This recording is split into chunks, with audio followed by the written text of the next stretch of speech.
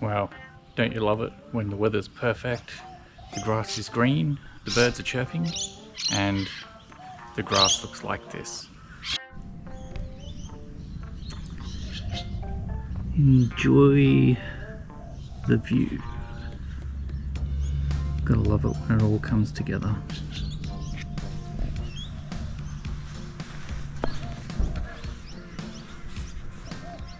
Let's give it a haircut and see if we can get some more stripes. But before we do that, I've discovered some paspalum in amongst the cooch in the backyard. It actually hides in pretty well when mown regularly, but I hate that stuff, and it doesn't die off in winter here in North Brisbane, so manual removal is the only solution apart from glyphosate. I'm using the HoseLink weed puller to do the job. It grabs the root zone and pulls upwards. I don't pull the weeds all the way out though. I prefer to just loosen the root zone and grab it out by hand so I don't disturb the cooch too much.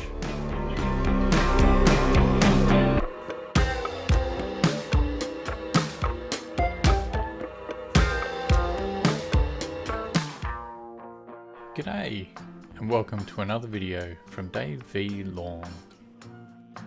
At the time of editing this video, my PC decided to corrupt my operating system and cause my PC to crash. There was no option but to remove the SSD and back up my files, then reinstall the operating system. I was almost finished editing this video as well. Grr. 8 hours later, I'm back where I left off and very grateful to have not lost my video projects. Back up, back up, back up.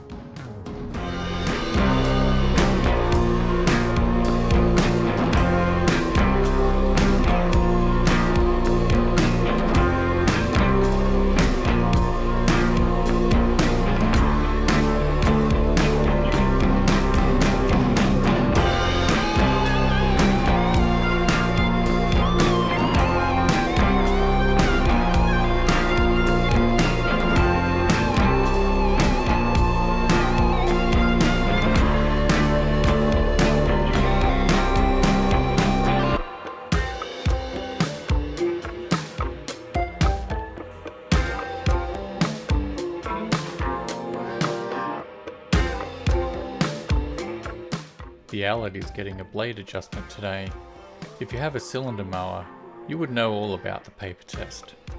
I'm doing that today and can tell the blade needs to be adjusted. On the right side in the direction of travel, it needed 2 clicks, and on the left side, it needed 3 clicks. That theory from last week about the leaf not cutting cleanly might be right. We're about to find out. Anyway, back to the lawn. Before I get going on my paspalum rant, we're going to cut the lawn today on a 45-degree angle, and we're alternating the direction of the diagonal cut every 2 weeks.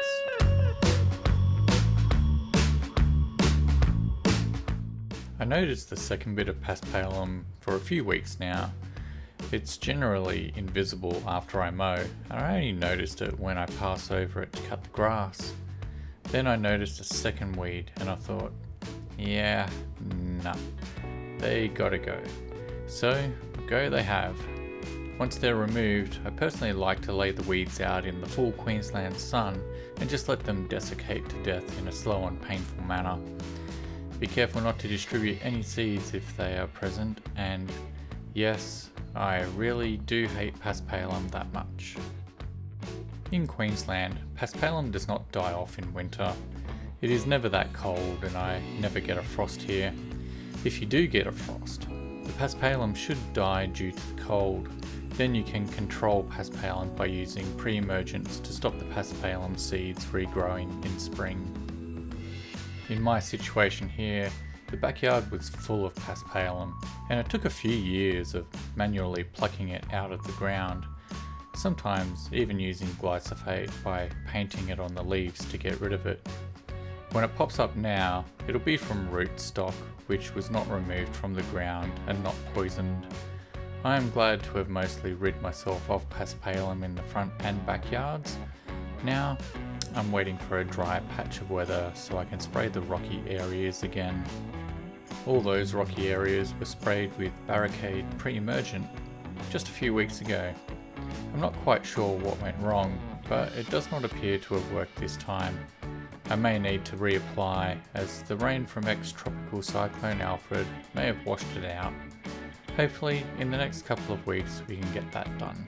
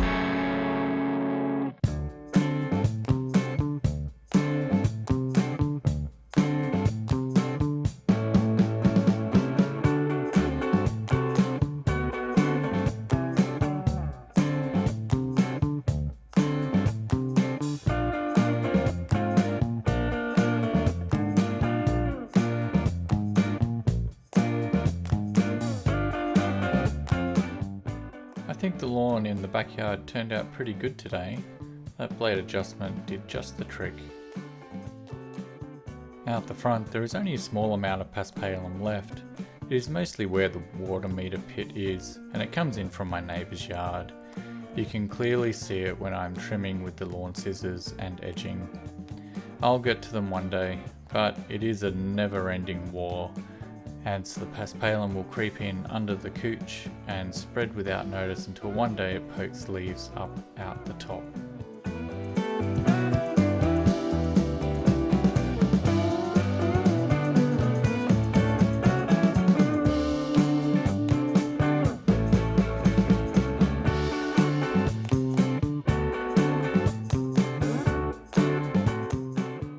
With the cut today, it's also going on that 45-degree angle.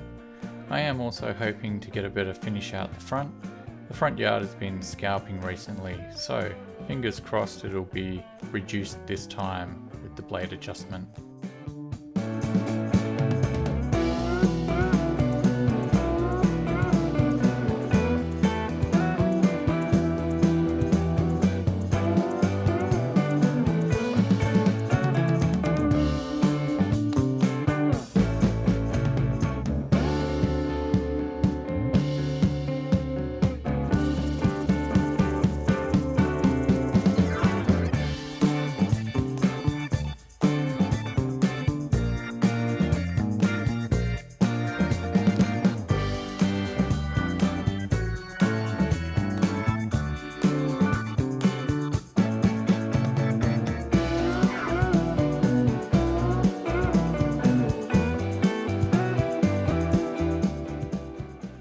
Okay, so that is much better. There is still some yellowing, but I think the grass is just a bit thinner there in those spots. Now, off to the main front yard.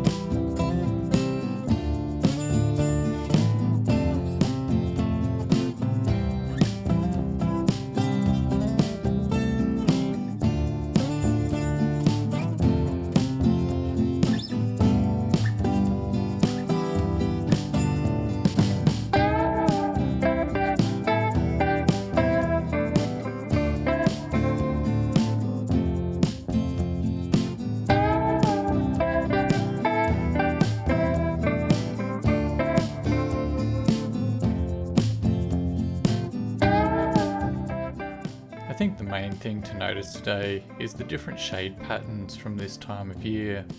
All the trees along the street throw a lot of shade, and at this time of year, when the sun is more east-west rather than northeast-southwest, and the sun is also a little lower in the sky, the effects of this is also increased. Shade on the front yard, especially on this side of the front yard, just seems to last a bit longer and cover a bit more. I think this is also why I've noticed the grass is thinning out on the Telstra pit side. Not as much sun to encourage growth. I keep checking for armyworm, and although I am still noticing eggs under the eaves, I've not found any armyworms in the yard. So I'm thinking the thinning out is more environmental than predation and damage by insects. Having said that though, the lawn still looks great and it is still striping up, so I don't have too much to complain about. I'll be backlapping the Allop blade next week, I think. Not quite sure if I'm going to film it though. I'm sure you've all seen how to do that, but I may go through how I do it and the tools required to get the job done. We'll see.